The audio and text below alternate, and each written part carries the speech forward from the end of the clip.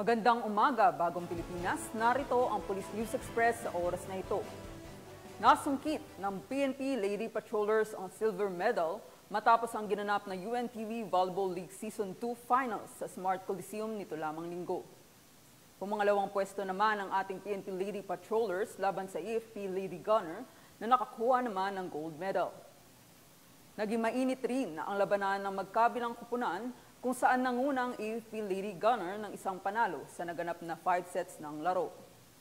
Pinangaralan din naman ang dalawang kupunan sa matagumpay na pagre-representa ng kanilang ahensya sa patimpalak ng UNTV na may temang Win in Sports, Win for Charity. Ang UNTV Volleyball League Season 2 Finals ay nilahukan ng iba't ibang government agency gaya ng BFP, COMELEC, DFA, SSS, Judiciary, PNP, AFP at iba pa.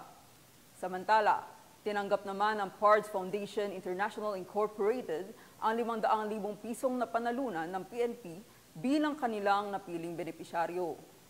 Para sa iba pang napapanahong balitang pampulisya, laging tumutok sa Police News Network. Alagad ng batas, tagataguyod ng balitang pulis.